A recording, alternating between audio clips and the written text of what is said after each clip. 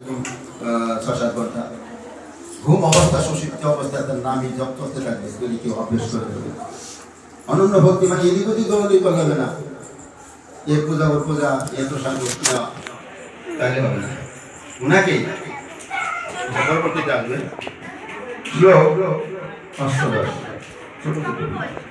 নৈব তস্য কীর্তনার্থো নাকৃতি নেহ কশ্চন ন চাস্য সর্বভূতেষু কশ্চিদর্থব্দ আশ্রয়ঃ।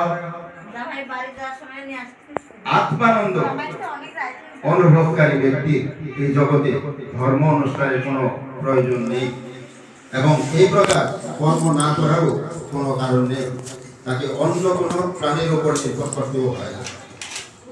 যে মানুষ তার স্বরূপ উপলব্ধি করে জানতে পেরেছেন যে তিনি হচ্ছেন ভগবান শ্রীকৃষ্ণের নিত্য দাস, মানে নিজে স্বরূপকে চিনতে পেরেছেন, উনিকে শ্রীকৃষ্ণের নিত্য দাস, নিত্য দাস।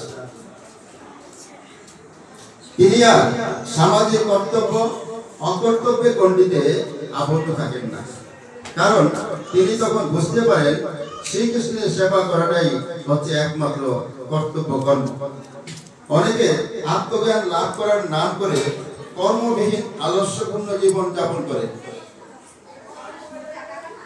কিন্তু পরবর্তী শ্লোকে ভগবান আমাদের বুঝিয়ে দিয়েছেন নিষ্কর্মা অলস লোকেরা কৃষ্ণ ভক্তি লাভ করতে পারে না। নিষ্কর্মা, কারণ কৃষ্ণ ভক্তি মানে হচ্ছে কৃষ্ণ সেবা, কৃষ্ণ ভক্তি মানে কৃষ্ণ সেবা,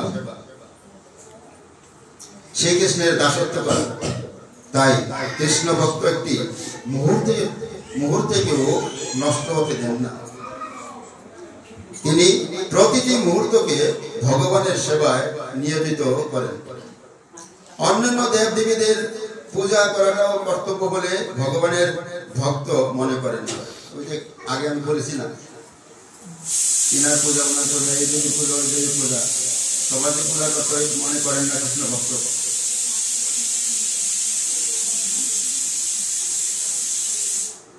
কারণ তিনি জানেন কেবল ভগবানের সেবা করলেই সকলের সেবা করা।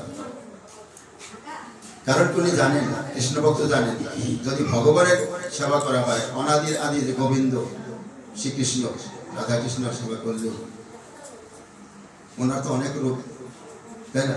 গোপালের সেবা করলে হবে, ওনাকে বন্ধু ভেবে সেবা করলে হবে, ওনাকে লাভ কেয়ার দিয়ে ভালোবাসলে হবে, নিজের সন্তান মনে করে। মানে কি করতে হবে,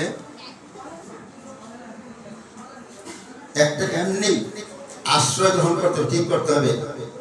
ওনার যেখানে দাস হয়ে সেবা করবো না, ওনার সাথে সম্পর্ক বানাইতে হবে।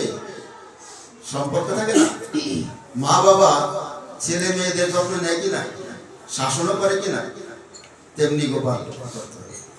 ওনাকে সখা করতে হবে। সম্পর্কটা কি সখা মানে বন্ধু, বন্ধুত্ব। হ্যাঁ, আবার যেমন যুগলের পূজা করে, মধুর যেটাকে বলে, কে করে মধুর যুগলের সেবা? বৃন্দাবনে কারা? রাধারানী আন্দারের সখীরা, তাদেরকে কি বলে? হ্যাঁ, তাদেরকে কি বলে? ব্রজবাসী তো আলাদা। ব্রজবাসী বলতে ব্রজের সবাই, গোপী, গোপী ভাব। পৃথিবীতে একটাই আছে না, এই গোপী ভাব। হ্যাঁ, গোপীদের পায়ের ধুলি দিয়েছিলেন। কেউ যখন শ্রীকৃষ্ণের মাথা ব্যথা হবে না, আমার জন্য ভক্তের পায়ে ধুলে নিয়ে আসো, নারদকে বললেন। পুরো ব্রহ্মাণ্ড ঘুরলেন। উনি তো নিজেও দিতে পারতেন, উনি তো ভক্ত নারদ। কেন? আরে ভগবানকে আমার পায়ের ধুলি দেবো না মাথায় নেওয়ার জন্য, সেই ভয়তে কোনো দেবতা দিতে রাজি হবে না। আখির যখন এই ব্রজধামে গোপীদের কাছে রাধারানীর কাছে গেলে পরে আরে তোমরা পায়ের